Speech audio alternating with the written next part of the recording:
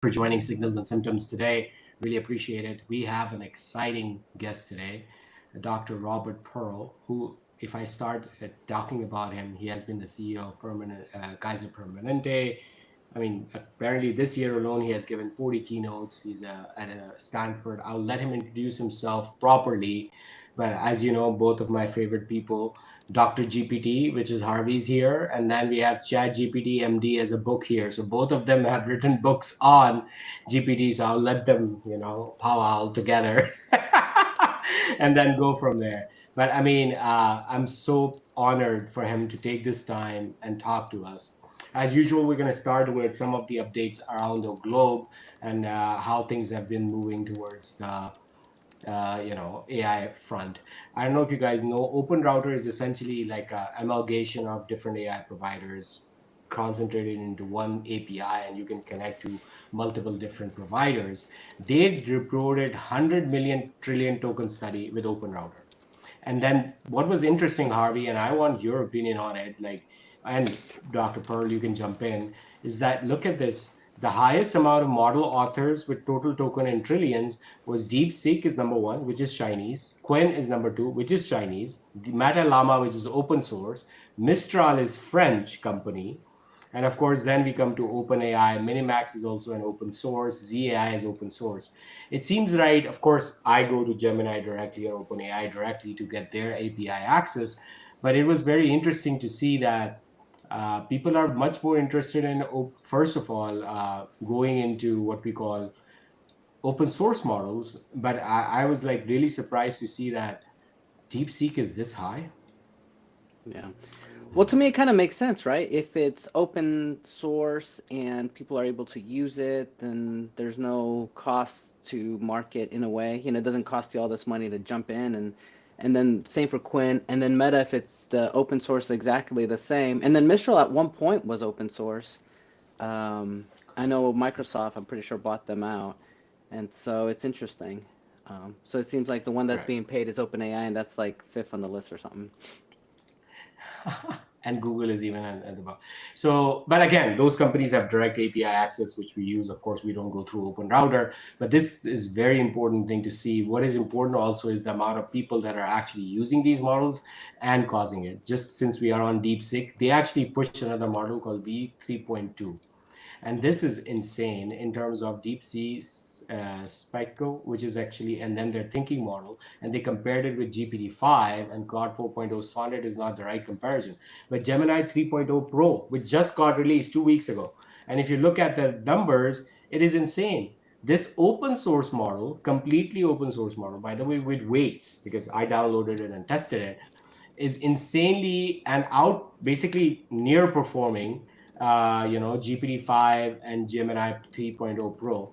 There are actually some benchmarks that I don't want to go into because I haven't tested it, but at the end of the day, it was able to show on, let me find that chart, that on humanity's last exam is actually performs worse, which is actually Gemini Pro the highest. But again, insane performance of DeepSeek 3.2, and clearly the usage goes well with their, and open sourceness as well. OpenAI also released the State of Enterprise AI. And that is a very important report that you guys need to see. They have 800 million users every week, which is insane, looking at the company's progress. So this is the starting point. You guys, whoever is listening to this podcast, of course, interested, make sure you listen to this. The important thing that I wanted to highlight over here, in Absolute Enterprise customers are most concentrated in professional services, finance, and technology. And of course, technology, which is 11x year over year growth. Do you see that? But Harvey, look at this. And Dr. Pearl, how would you, is it Dr. Pearl or Robert? How would you like me to? You call me Robbie because that's what my friends all call me, and you guys are my friends. So Okay. So, Robbie, look at this. Healthcare has a year over year growth of 8x. It's even more than manufacturing. So, the three things that they actually say is that, of course, technology, right? I mean, I'm using AI coding, all of these things. I mean, technology makes sense. But then the biggest shift year over year growth is in healthcare. I was impressed. I did not know that, Harvey. Yeah. Which, yeah, it's like Yeah, insane I amount of think numbering. That is one of the main reasons why in the year 2022 I wrote that book, ChatGPT Healthcare. How can we leverage? Because I really honestly felt this would be a big disruptor, and it really is. I'm now working on the second edition for that, and I'm glad to see that reinforces my thoughts from back then. Amazing. Same thing with me, Harvey. So When I wrote my book, ChatGPT MD, the number of people who were using it was tiny. In a recent survey I did on my monthly Musings website model, people said that it's close to 80% of people are now using it for healthcare questions over the past 3 months. So I think this is going to be universal very, very quickly, particularly as the open source models make it free to be able to access a large language model. correct. Which comes to an interesting, because everyone keeps saying AI is in a bubble, AI is in a bubble. And I'm just gonna point you to this article that is 1.5 trillion AI revenue hole. And again, I talked about it last time, like how companies think. I'm just going to give you an example. It is very easy for my company to show investor and stock value by decreasing the number of people. So just to give you an example, the total cost of my personal, in terms of coding has gone down because we are using AI coders. The total cost of legal review has gone down because we are doing initially legal reviews with the AI first and then go back. And since we have all these templates available already, so the way that people continue to think, okay, we need customers to revenue, but Google and Microsoft think differently. OpenAI is in a different situation.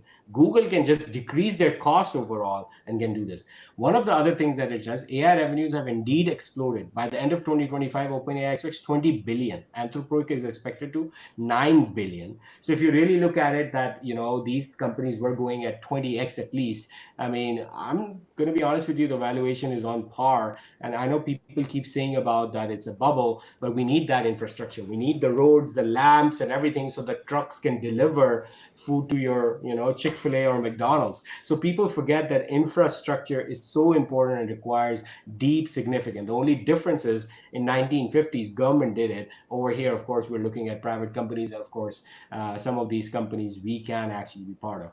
It says that the dry powder by year is actually going to go down again. I did completely disagree. As a matter of fact, if you look at this, is 2020 is actually the COVID. This is post-COVID and 259 billion. They are expecting in the year, basically, that one of the reasons that the dry powder is that is Microsoft and all of them did the private deals. Again, this is a very big meta level. But again, if you look at the year-over-year growth of different cloud companies, other than the big three, you're going to see that all of them are making significant improvement.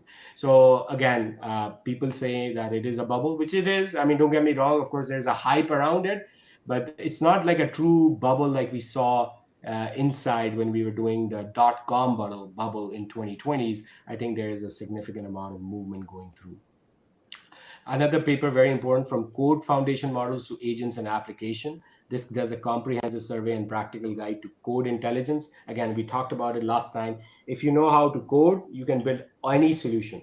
So rather than me telling LLM to build and answer the question, I tell LLM to build a software, and that software answers the question. So coding intelligence is basically extremely important. I want to reiterate last time that White House is extremely interested in, and they are launching what we call the Genesis mission to basically bringing AI at the level of this. This is a very good article, how AI companies will build real defensibility. And this is something important for you guys, companies, especially Harvey.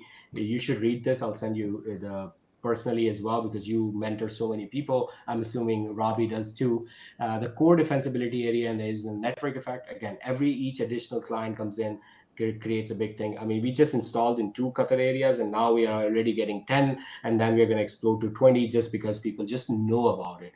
Data mode is actually very, very important. I'm going to tell you right now, at least in healthcare, and distribution is, of course, one of the things. And then branding. Everyone loves Save Life AI brand. I actually had multiple times people tell me, I love the company's name, and I think it's very important that you brand it properly. Again, startup timing is important, and sometimes it's all about thinking it. This is, again, a very important article that I wanted to highlight, that everyone should understand that think first and then apply AI.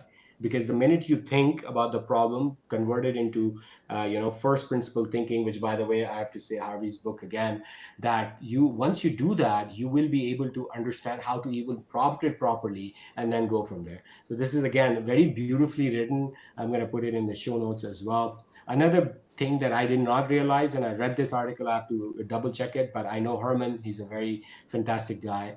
Will AI eliminate need for contrast in CT and other modalities? And if you look at this just use case wise, it's insane. If you really think about it, like how much contrast we have to give. And not to mention, because if the contrast is studied as an increased radiation bolus, so now radiation is going to go down as well. So there are things that are coming out that, again, I did not think of, and I'm in the freaking field right now. Anyways, these are the updates. I'm going to say, Robbie, thank you again so much for coming. I'm very, very grateful. And I'm actually very excited to have this discussion with you in terms of, especially by the end of the year. And you have been traveling, you have been teaching, what have your thoughts has been overall. So first, for our audience, reintroduce, I apologize for not properly introducing yourself because there's so much to say. So go ahead. Well, I'm not quite sure where you want me to start in this process. About myself, I teach at the Stanford Medical and Business Schools. I write for Forbes. I have my own podcast called Fixing Healthcare. I have my monthly newsletter that has almost 100,000 subscribers now. And people want more information, they can go to my website, robertpearlmd.com. But I'll make a couple of comments on what you just said, if that would be okay. First of all, I think we need to redefine what a bubble is. I mean, again, I teach at the business school. What you're going to see is a lot of companies are going to fail, but the ones that succeed are going to become huge. That's what really came out of the so-called 2000 bubble. I mean, I don't know about you, but I'm not sure I've been in a store in a long time because Amazon is my store. It delivers to my house all the time. That is what the vision was at the particular time. And we're going to see the same thing now. I mean, that there's going to be 10 or 12 or 15 companies. That's simply not going to happen. The second thing I really want to point out, and I think you're providing information on so many organizations offering large language models, particularly open source ones, is that we are just at the start of this process. November 30th was 3 years. That's nothing for a new transformative technology to have the impact sitting there. And I think the biggest set of opportunities, and this is where I think people are going to be the biggest limiting factor, not the technology, is that people are going to take the open source models, they're going to distill out of them information very specific into the healthcare sphere, and then they're going to train it and start to think about how many places we have massive information. I mean, I think one of the big successes in the AI arena has been the ambient listening AI EHR recordings. That's going to be universal everywhere. So now you have technology that has interaction of every patient and every doctor. What could be better to train a model on? Anyone who thinks that it can't then duplicate and imitate and not only equal, but equal the best of the clinicians at making a diagnosis doesn't understand the evolution and the exponential doubling of this technology going forward. What's going to be the limiting factor? Access to that data. Think about every advice center in the United States today. You call up, they have to record the information because quality reasons and legal reasons. We're talking about a massive amount of training data. The limiting factor in generative AI is not the technology. It's the material on which it can be trained. Think about the bedside monitors in the hospital. A terabyte of data, 10 with 14 zeros after it. And we throw 97% of the data away. I could go down the entire list of material. I don't think there's an area in any industry that is more ripe for disruption with a generative AI tool than healthcare. Again, Robbie, you have been a little bit more humble. He has been at amazing places in the past, helping major clinical institutions to guide them through digital transformation in the past, and I'm assuming AI transformation today. Number one, I agree 100%. Bubble is not there. The timeline is not even close to what we have seen. Number three, I understand completely the data point as well, but what we have done in terms of our training is concerned, with limited data, with Harvey keeps talking about digital twins and synthetic data as well. And especially now, as a matter of fact, FDA has released a breast imaging complete synthetic data and has allowed us to train on it. So we are actually looking at that moat to be actually significantly changing as we go along, especially with companies like us, which we already have millions of data points. But then, okay, why don't I have a basilar aneurysm, which is fusiform type? I need to train the data. Let's just create some synthetic data, make sure, and then, and of course, disclose everything to FDA, which we do. Not that we're doing it, but I'm just saying it that where FDA is actually changing its tune. And then again, Harvey, back to you, man. Yeah, Thoughts on what he said? I agree with you, Rob. I think big picture, it's all about the data. But for me, I think the right limiting step is the culture. We can have all the data and all that, but if the leaders above are not accepting, looking, or creating, then we're stuck. And so that's why I'm really enjoyed traveling, seeing the different countries, how they're using the different platforms. For me in the United States, I want to see lots of changes, but I see the culture needs to adapt and institutions. With that, I'd love to hear your thoughts on what do you think of the medical students now moving forward with this information? As I said, I teach at the Stanford Medical School as well as the business school, and I can't find a single student who's not using a generative AI tool every single day. I mean, preparing for rounds, learning all the materials sitting in textbooks, trying to figure out how the tools can be so much better. So we're looking at a very fascinating to me cultural clash that's coming up because the people coming into the school are going to be smarter than their professors. That's never really happened. If you think about it, up to this particular point, the medical students had no idea what was going on. They had to learn basic minimal terms. Then they had always the professor who would come in and give the lectures and teach the pieces. And that's still going to be true, of course, for some of the medical information. That's why I think this cultural piece is so crucial. But they have a skill that their professors don't. And I can't think of a time in the history of medicine, and that's going to be incredibly disruptive. At some particular time, I think patients are essentially going to realize that the quality of care they're going to get is going to be so much better. There's 400,000 people who die annually in the United States from misdiagnoses, another 400,000 who die from, not who die from, but have permanent disability from misdiagnoses. That's a huge number of people. And what we know is that this technology is going to be as good as, or maybe better than, it's a second opinion.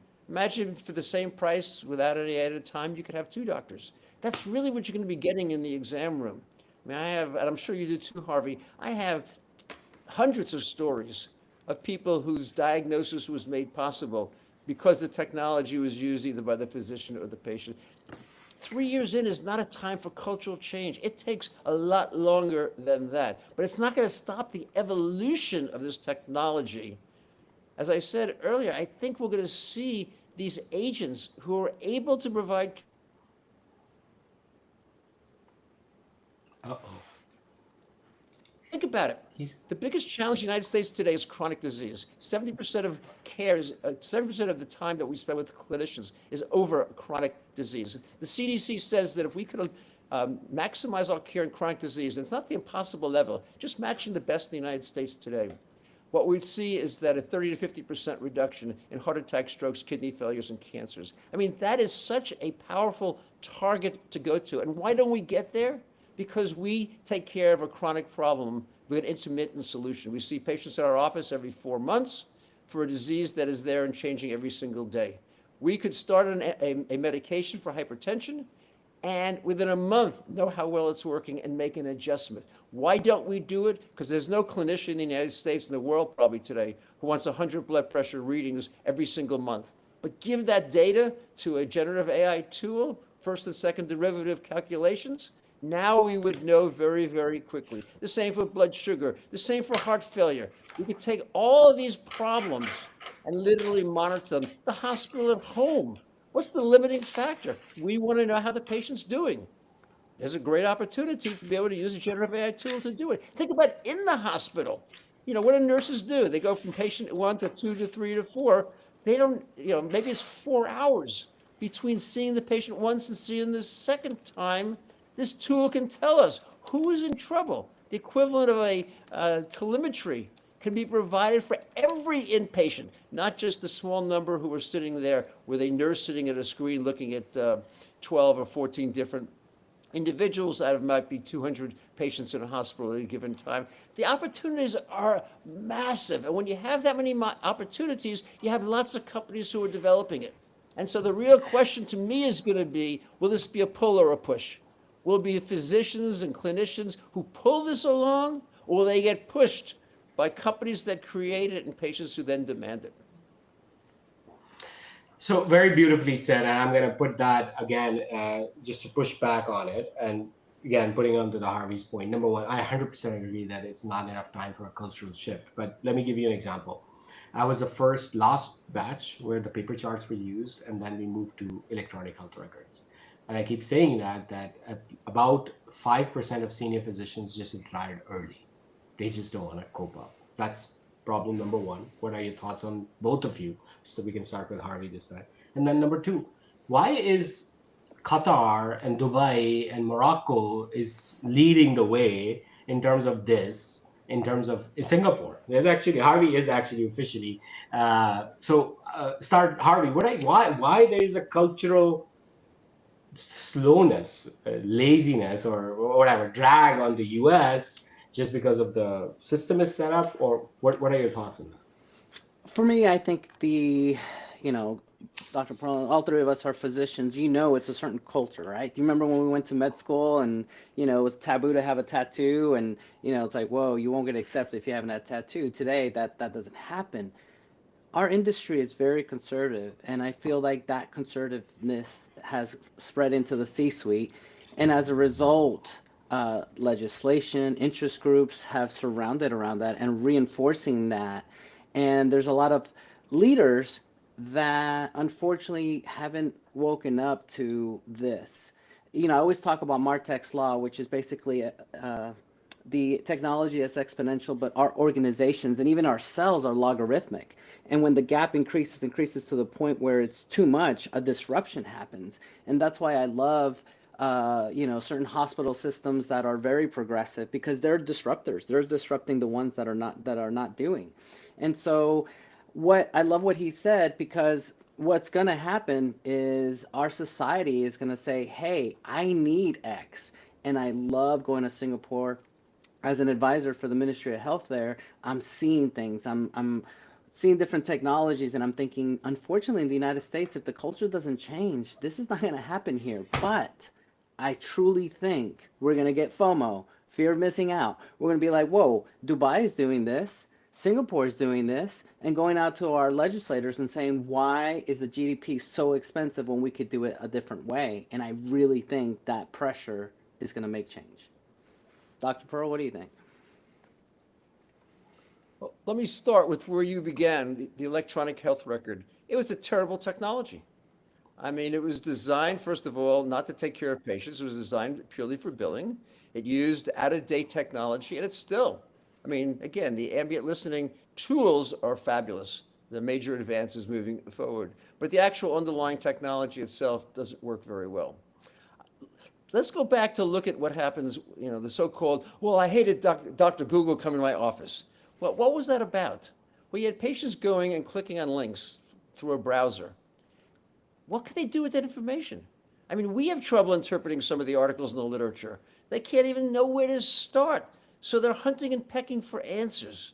Generative AI is a totally different technology.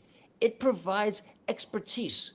We have to understand we are now at a moment in history that completely changes the world in the same way that the printing press.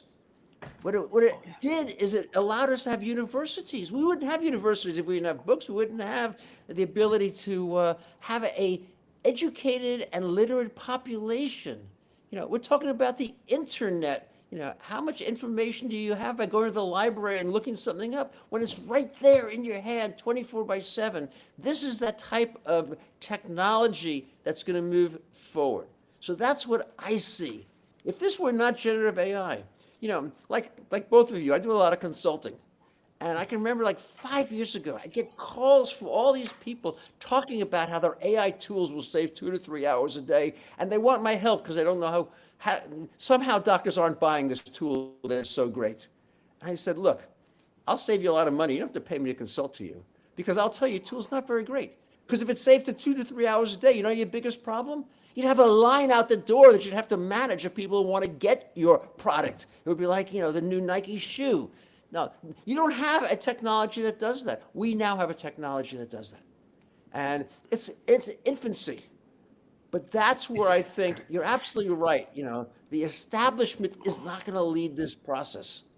But when you have a tool, and I really think that it's not far away, where you actually can obtain medical expertise, reliable expertise using I'm talking about a patient at home, we are going to see an explosion. And we're going to have to be building it into our curriculum because medical students need to understand how you take care of a patient, how a disease impacts. And that's not a technological question. That's learning how you actually become a clinician. But you'll have this tool that is going to be absolutely powerful. After the publication of my book, I was on a podcast like this, but the host had never used a generative AI tool. And she said, Dr. Pearl, you're a big skier. You're a doctor. My husband fell 3 months ago. His arm was over his head. He slid up at 100 feet. And it's now 3 months later, and he can't use that arm as well as the opposite side, and it still hurts. What's going on? I said, I think I know exactly what he has. But do me a favor. You said you never used generative AI. Just use the free version. Go into ChatGPT, put your information in place, and after you've done all that, give me a call back and I'll tell you what I think is going on. 5 days later, she calls back and says, thank you so much. We put the information in place. It said he probably had a rotator cuff tear. He needed an MRI for a diagnosis, and he should see an orthopedic surgeon because he almost definitely needed to have a procedure done. Think of how different that is than when you click on a browser link before generative AI was built into it. Go back a year or so into the time period. And she said, basically, when we went to the doctor said, I think you have a rotator cuff tear. She knew what the rotator cuff was. They knew exactly what was going on. I think you need an MRI. Yeah. They didn't have to question, was it really necessary? What was the copayment going to be? And then the surgeon, of course, said that we got in there. If I'd waited 3 more months, I probably could not have reattached the tendon because the muscle will have shrunk. That is expertise. And I think that when that happens, it's going to have to pull the medical establishment forward in a way that it never has happened because there was always this hierarchy where the patient was so much below the clinician in terms of medical knowledge. That day is ending. In the same way that you started the podcast talking about coding, people who have never coded in their life can spend a little bit of time and across a weekend be able to code and create an application. Is it a sophisticated application that you and Harvey can do? No, not yet. But the fact that they can code without having to spend 2 or 3 years in a school, think about how different it is today than simply 3 years ago. That's where we are now. And now it doubles every year. 5 years from now, it's 32 times more powerful. That's the equivalent of your car going as fast as an airplane. I mean, as you can tell, I couldn't be more excited, not about what exists today. Today's really interesting and fun, but what's coming in the near future. And I think that, as I say, it's a bubble in that not everyone will get to the pinnacle, but the ones that do, they have a remarkable, a Google type, a Meta type world that's sitting ahead of them. Well said, very well said. Again, I'm going to keep pushing you back on the cultural change issue. And both of you have a global view and a generational view. By the way, I forgot to share an article. We just realized, by the way, that Gen Z doesn't care about brands as much. So that's another, by the way, shift coming up. And the reason that I bring this up right now is that the traditional, what you use the word establishment, is now being at a brand level, which is so like ingrained, right? grew up with Coca-Cola and Snickers. But what I'm saying is that if you look at it, the things are changing significantly when you call Gen Z as being this. Harvey, in your travels, still like ministry level people are, I don't know, above the age of 40 or 50, I'm assuming. But when your travels come in, and then when these officials and etc., have you seen sort of a dichotomy in terms of aggressiveness of moving forward faster?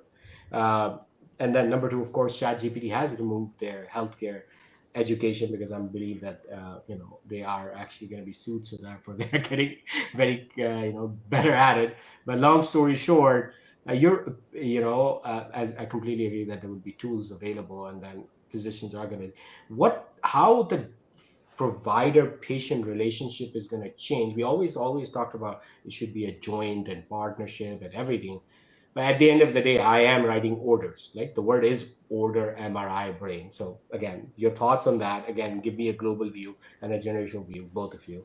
And then lastly, what would a physician look like in 2035? Yeah. So So big, yeah. When I've been working with the Ministry of Health, I'm very excited. They're very proactive. They're like, "Let's do it. What do we got to do? What do we need to change? What are the laws?" I'll never forget when I first started a couple of years ago with them. I jokingly said, "Oh, I forget what it was, but it was something like, oh, I wish we could do this." And he's like, "Okay, Harvey, we'll just change the law." And I'm like, "What?" He's like, "Yeah, we'll just change the law and we'll make that happen." And I'm thinking, oh my God, I forget. I'm such in the US mindset that I needed to shift and say, okay, this is Singapore and it's top down. And if they want it, they have the resources, the money, the power to say, this is the way. Another just example, I for a was in reference, there's a term we use, act of Congress, as it's never going to happen. So just keep that in mind. Keep going. Sorry. Exactly. And then when I was in Dubai, I was excited because I got to meet some of the different princes and rulers and different countries. And when I would speak to them, they're like, "Yeah, we want this technology. It's going to happen, and we're going to do what we can." And it's this perfect storm because if they have one medical record for the country, on the AI side, you have the data you can analyze, you can do stuff. If you have the genetics of everybody, people are like, oh shit, that's Big Brother stuff. No, no, no. But think about it from a healthcare. We're all doctors here. If we had that information, we're modeling it and creating digital twins and improving your health, man, next level.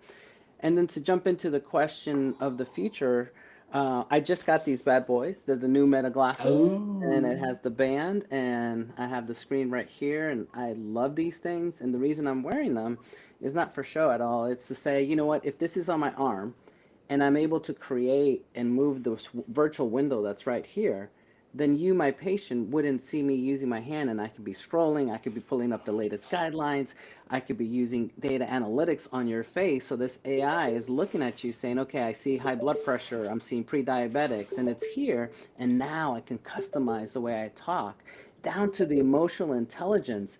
If I pair these bad boys where I'm able to now read over 80 emotions on you, and let's just pretend I'm autistic or I'm having trouble with that communication, and now it's able to extract the unwritten words that are said. Now my care is next level, and I really think that will be part of the future. What do you guys think? Robbie, what My do you biggest think? my biggest focus is that the whole approach will be flipped around. So what I mean by that is you're either going to be right now you're either office or hospital based, depending upon what your specialty is, depending upon where your practice is. And by definition, therefore, the patient comes to you when they either have when they need, I'll call it a checkup, some problem that they need to see how well it's doing, or because they have a new symptom. Yes, they can occasionally call to a device center or talk to a nurse or some other way get that information, but for the most part, that's the way they get the care. No, what they need to have is a way to monitor them continually, have you in their home, and rather than being a calendar-based care system, which is what we have today, we're going to be moving into a continuous monitoring where the people that you're seeing are the ones who need you. It's a lot of people, they don't need to see you because we can get all of that information, all that monitoring sitting in play. So you completely shift around. If you have 100 people, let's say post-operatively, you know that 3 of them are going to have a major complication. What do we do now? We call 100 people. That's massively ineffective. Instead, we're going to be able to say, here are 10 people that the data has told us. We don't know who the 3 are yet, but we do know they're one of these 10 or 3 of these 10. That's the opportunity to move from intermittent care to continuous monitoring. It's not that the clinician won't be important. The clinician will be important for the patients who need it. I make an analogy to cancer screening. What do? We screen you by age. What we really want to be doing is screening you by probability of cancer. If your probability is 1 in 1,000, we may not have to do a screening test on you. It's not we couldn't do it. It's just a lot of, radiologic exposure, let's say, for 999 people who don't have that particular problem. But if we can take those 1,000 people and say, here are the 25 people with the highest risk, now we have a different set of problems. I mean, what do we know right now? Cancer is expanding in people under the age of 50. But we're not yet at a point where screening everyone under the age of 50 is the right thing to do. Generative AI is going to tell us who are the right people to be able to be screening in that age group and be able to bring them in. So it's moving from episodic to continuous. It's moving from reactive to proactive. It's being able to create a probability factor for what is going on, whether you're in a hospital, whether you're post-operative, whether you have chronic heart failure, you're worried about acute heart failure, whether you have new symptoms that are developing. And think about how many people we probably could diagnose earlier for various cancers that are difficult to take care of, but they don't come in. We don't have that information. Or so many people come in with abdominal pain. This is the kind of opportunity that we have. Now, one of the challenges in this field is, are we talking 3 years, 7 years, or 15 years? Because it's going to change. An article I just wrote in Forbes is why generative AI plus operative robots is going to do autonomous surgery. And everyone says, oh, that's impossible. No. What comes in off of a patient sitting on an operating table?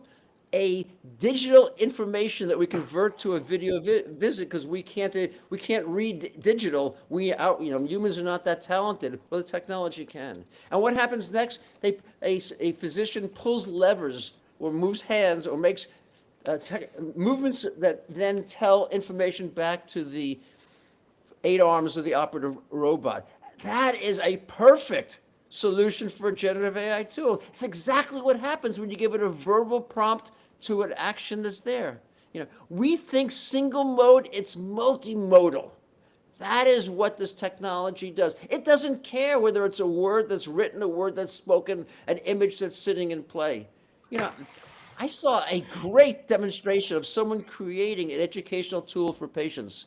And all they gave the technology was the kinds of facts they wanted. And it created a powerful tool for patient education, literally a video that was better than anything that I've seen any of the groups create who were paying a lot of money to be able to come in and accomplish all of that and to film it all. Yeah, these opportunities are so massive. So massive. Okay. So again, we're gonna. So I love that you gave these examples, and I'm gonna fly to Stanford one day and sit in your class with your permission. But what, what I'm gonna do is now let me challenge you guys again. Charlie Munger once said, "Tell me where the incentives are, and I'll tell you what the outcomes will be." Okay. Now, you perfectly painted a picture, both of you. And of course, Harvey gave an example from an international perspective that they can change incentives very quickly and therefore change outcomes. So now that we know that we're going to be wearing this, we're going to have continuous monitoring, we're going to go from sick care to essentially healthcare. And the idea is this. How do you think that overall reimbursement environment from both governmental perspective and insurance perspective will evolve over time? What would be the pushbacks and rate limiting factors? And when that how will we be able to realign, hopefully, finally, with the help of AI, the vision of health, not sick care? Harvey, you go first if you don't mind. By the Yeah. way, I play a host, Robbie. So, so No, I love this space. I truly think my favorite phrase for the year is we don't know what we don't know. So it's us leaders here, responsibility to educate other leaders that have the power to make those changes. Last week I met with Governor Abbott for Texas, and it was a great conversation of what his ideas are. And big picture, he really believes in AI, and the number two is space, which ironically, those are the two things that I'm working on.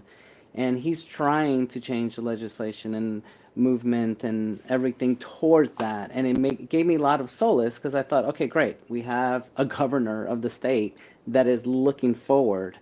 And if he makes those changes, and he has, then I think it'll be that ripple effect because then it'll be like, well, Texas is doing it and they're doing it this way, and it'll lead the future. So I'm really excited.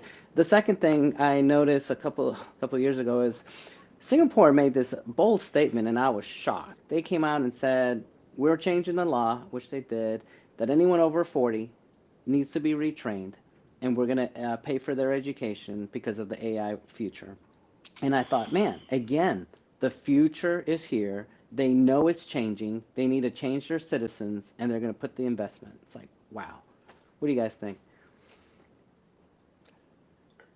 This is the most important question, the one you just raised. I love the Charlie Munger quote. I often use it myself.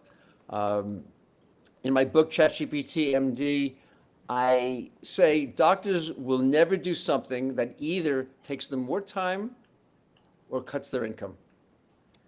That's the history of medicine in the United States. It's, every system of medicine, whether it's private or public, has ups and downs. And that's the challenge, because something that's going to benefit patients but have one of those two impacts is not likely to be embraced. And I teach a class, it's 10 weeks, so it takes a while to be able to do it. We will have to evolve the reimbursement system in the United States if we want generative AI to be used. And so again, this is a push-pull situation. I think it will happen because we have to use generative AI. Now, if you look at, I'm a big proponent of capitation for the reasons you say, for the Charlie Munger quote. Because in a capitated system, it starts to emphasize prevention, chronic disease control. It means rather than using hospitals 5 days a week, you start to use them 7 days a week. You can go down the whole list of ways that are there.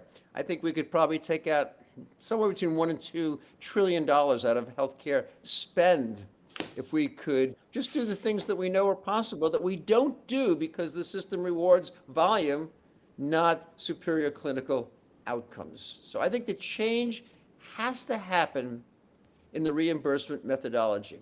But I'll also point out that this is my third book. My first book was called Mistreated, Why We Think We're Getting Good Healthcare, We're Usually Wrong. It was written in 2017. And I talked about some of the same things that needed to happen, but we didn't have the tool to make it happen. So if I tell you guys, you've got to take risk, but I don't give you a way to win or have a high probability of winning at the risk game, you're not going to do it. And that's what we tried to do for so long. The idea that you can capitate an insurance company and then pay doctors and hospitals on fee-for-service and expect you're going to get a different outcome is absurd. It's not going to happen, particularly if you don't have 100% of someone's practice. You go back and look in the political arena of the United States when the ACA was passed. How did they create accountable care organizations? They did a compromise. You couldn't require the patient to tell the doctor they were part of the ACO. How do we know what's going on? It's all a broken system. And I think that generative AI in the United States will lag every other country, no matter what the three of us say, no matter how much opportunity there is, until we make this evolution. But as soon as you make the evolution, now the technology becomes so powerful. This opportunity to say, I don't need to see everyone because I know how they're doing. I'm monitoring them every single day. It's not that it's a second-rate care. It is so much better. It's like having your own private nurse and private doctor in your home every day evaluating your health and giving you information, along with a nutritionist, as well as a lifestyle coach. You can go to all the pieces that are there. That is Every connected with your Sunday night, calendar, by the way. So nobody has to come and significantly review it. So cool. So cool. Yeah. every Sunday night, my wife and I sit down and we say, "What do you want to eat this week?" And we're both very healthy. But if we had diabetes, it could give us the menus. It gives you the shopping list. It gives you the menus for each of the days. It tells you, and you give it a price point. It doesn't matter. You can give as many. The more detail you give, the better the answer is going to become. We say, how do we help people to eat better? This is the way you help them to eat better.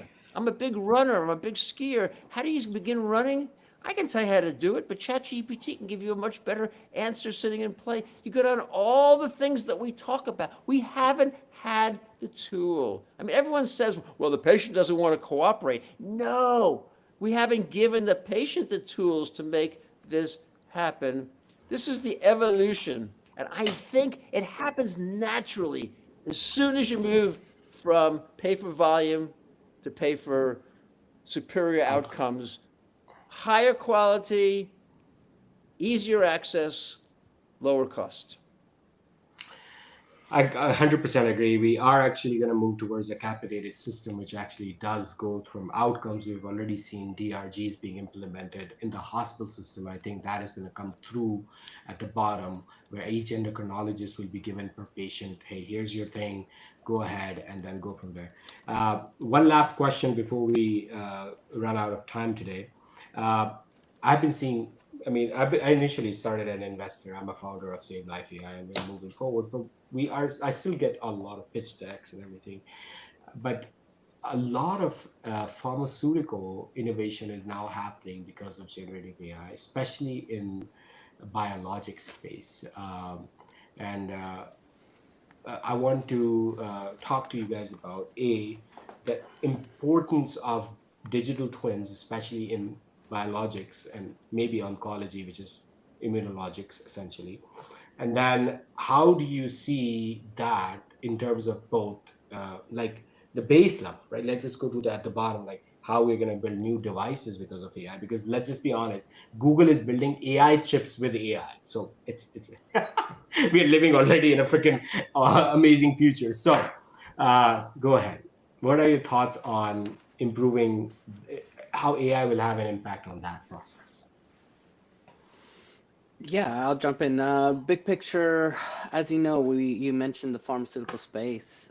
There's several companies saying that they can now decrease the cost of a drug from 2 billion to 100 to 200 billion. So that's a 5-10% cost now. And if that's the case, then that brings us that much closer to personalized care, leveraging AI. I literally just posted today about digital twins and my personal journey, and I basically created a RAG model, a digital twin, and I've been using it for everything. And as a result, I've been able to lose weight.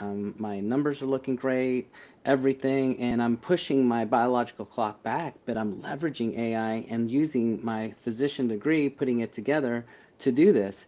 And the cost is nothing because of this technology. And I wouldn't be able to do this, 5, 10 years ago, but I can today. So my point is this technology is getting cheaper. Us, the humans, our creativity, we're putting it together, and how can we take it to the next level? And that's how every single person here on this call is showing the future. Harvey.com is now available, and it's going to be on match.ai, not match.com, if anyone's because anyone who uses AI, Harvey's going to date. Otherwise, no one. That's actually one of the things that I wanted to put. There's really this dichotomy coming, by the way. And anyways, Rob, go ahead. Robbie, go ahead. Well, I'm not as optimistic that the generative AI tools, opposed to the narrow AI tools, are going to be that helpful in terms of the creation of new drugs. But where they will have, I think, major impact is going to be between the creation of the drug and getting the final FDA approval, for all the reasons that Harvey just talked about. Because it is going to be able to demonstrate efficacy. It's going to be able to be able to run a lot of clinical trials at a very, very low cost. And that, as Harvey talks about, is is often a limiting step for companies. But I want to piggyback a little bit on what Harvey was just talking about. He was talking about keeping himself healthy and the longevity sitting in place. After I was appointed the CEO in Kaiser Permanente, I was invited to give a talk at the university, at the Oregon Health Science building. And at the end of my talk, I had 30 minutes till the car was going to take me to the airport. I walked around and I saw this sign that to me still sticks in my mind. I think about it all the time. It was, the typical student-made, handmade sign. I'm, sitting on the wall. I'm not sure who created it. Across the top in big letters, it said quality, access, cost. And at the bottom in small letters, it said, pick any two. That was the best that we could do until now. Because our mindset was always going to be, if you provide better access, it costs more. If you want to have higher quality, it's going to cost more. If you want a lower cost, you got to limit access. I mean, this is the model that sits right now. You look at prior authorization. What's it designed to do? Lower cost by diminishing utilization. It's always going to be this trade-off. And now I want to say that the future of medicine is the realization that by increasing quality, by increasing access, you lower cost. It's a complete flipping of the world on top. But to accomplish it, you accomplish it by using the generative AI tools to be able to do the things that Harvey said, to be able to keep people healthier, to prevent disease, to better control chronic disease. Because it's not that doctors didn't know what to do. They just don't have the time to do it. And that is what this tool is going to do. It's going to expand in the non-healthcare world. It's going to make things bigger. It's not going to take away from people. It's going to expand people. In the healthcare world, it's the same thing. It's going to elevate health. Imagine 30 to 50% fewer heart attacks, strokes, kidney failures, and cancers. You want to talk about a solution to burnout? There it is. But you can't do it without the capitated model because clinicians aren't going to do it if their income is going to be cut. We have to stop thinking about how do we generate 5 or 10% more revenue or profit out of the revenue and understand that if we can eliminate a problem in the first place, we generate a massive amount of money. You can take the 1.5, it's estimated as high as $1.8 trillion and now distribute it. A third to the patient, a third to the insurers, and a third to the clinicians. But let me add one last piece. When I talk about capitation, it's at the delivery system level. We're talking about to clinicians and to hospitals. Because if you don't get it at that level, you don't change the doctor-patient interaction. You don't shift from asking, how do I do more things that are more complex that I can build more? You have EHRs not designed around billing, but around clinical care. You don't do your mindset just goes in the wrong direction. But as soon as it's at that level, clinicians, physicians are some of the smartest people in the world. Hospital administrators are all extremely good at the things that they do relative to the economics of the situation. You bring them together in a way, you now have the opportunity to transform it. Harvey's absolutely right. It's not going to get led by the traditional academic leaders of the past. It's going to be led by the innovators of the future, and they today are available. We just have to give them the opportunity to create a system that's going to create higher quality, better access, lower cost, reduce burnout, improvements in the health of our nation, and the longevity that has now been stagnant. 15 years we've not expanded longevity. We now have the opportunity. And by the way, it's not just for the wealthy. It's going to be for all communities in rural areas and in inner cities, because this technology essentially is very low cost. It's like electricity. It's not like some other type of extremely expensive thing that's only going to be access to a few people. This is the future of medicine. I hope it's here in 10 years. It may not be here that fast, and you guys are absolutely right. Other nations may lead the way, and we're going to follow, but it's not going to be stopped, and it's not going to be a bubble. Robbie, which is very different, right? I'm originally from India, Pakistan, right? I mean, Gujarat area. And we looked up, I mean, FDA is, you have no idea what pull they have internationally if you have an FDA stamp. It's just really hard to see that I can install something in different countries, move faster, and not here. Number 2 point, this is the first time I was talking to another, I cannot name, but CDIO, Chief Digital Innovation Officer. And this is the first time ever that they gave me a problem statement that a patient came to us and asked for it, which is very different than every problem before that was, oh, this clinician came, this problem, Junaid, this is the problem from nursing, this is the problem from, like that, which is odd, right? Nobody is solving the patient problem. This is the first time that the patient is asking for radiology reports to be summarized in this way. So it was insane to hear that from a mouth of a direct this. So that's number 2. I'm going to summarize one of the things that you just said. I think you're absolutely right. We're going to move from from episodic care to real-time continuous care. I agree that we're going to see more and more healthcare with capitated models potentially coming in, and then moving towards healthcare in general. We see that activity-based care is going to go away, and we're going to finally realize what we call outcome-based care, where health is the outcome. And I'm going to repeat the a key line of this podcast: AI is like a printing press. I just want a last thought on something. It is still expensive, Robbie. I'm developing it. I'm kind of doing it, and that's why I don't see that this is a bubble. We need a lot more data centers, and we need to build nuclear plants to supply them electricity. I'm going to let Harvey do the last comment on those 2 lines that I said, that we need data centers. One quick, Yeah. Sure.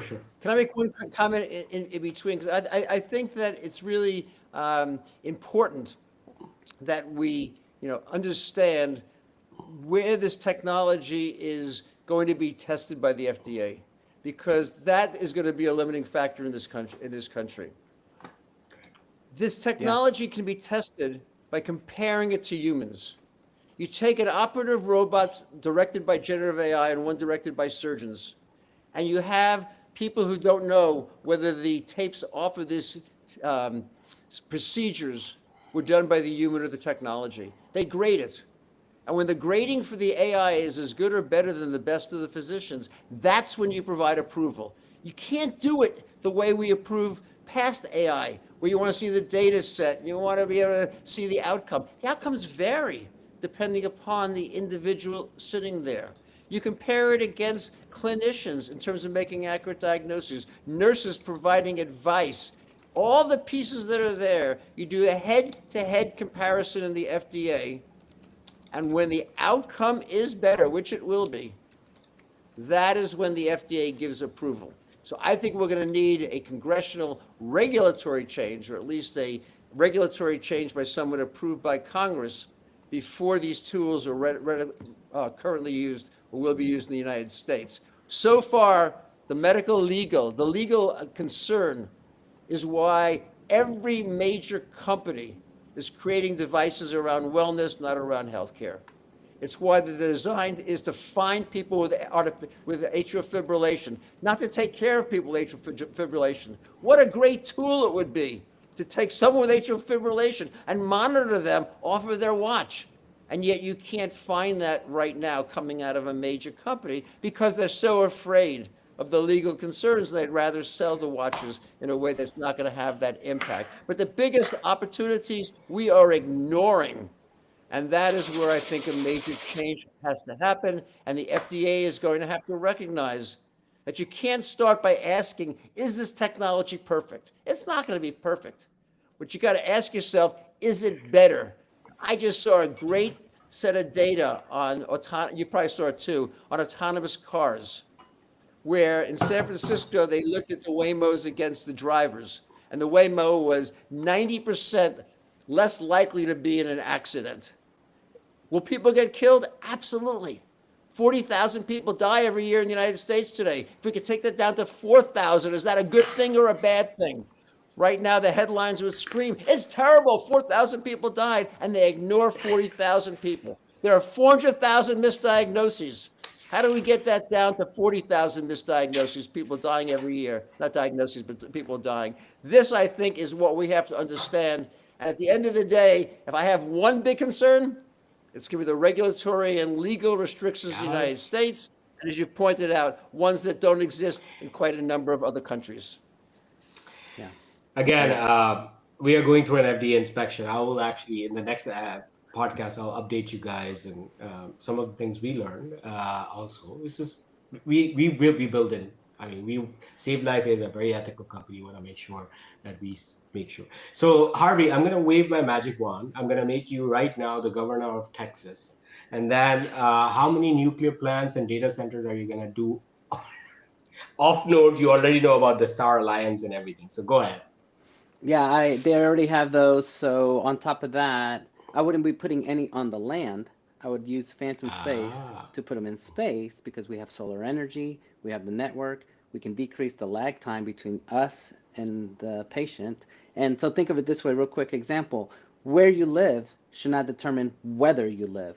If we have a predictive analytics in the sky to be our first line advisor, then how quickly can we act? How quickly, if I live an hour away from the closest hospital and my AI is telling me, dude, I'm noticing your heart rate's going up, I think you're going into AFib, and I predict that you will have a heart attack in the next 6 hours, you need to go to the hospital now. That is my goal in the future, and that is what I'm going to create. beautifully. Well said. Thank you guys again. Thank you, Robbie. Thanks, Harvey, as Thanks, usual. Robert. Stay behind for a minute, let it upload.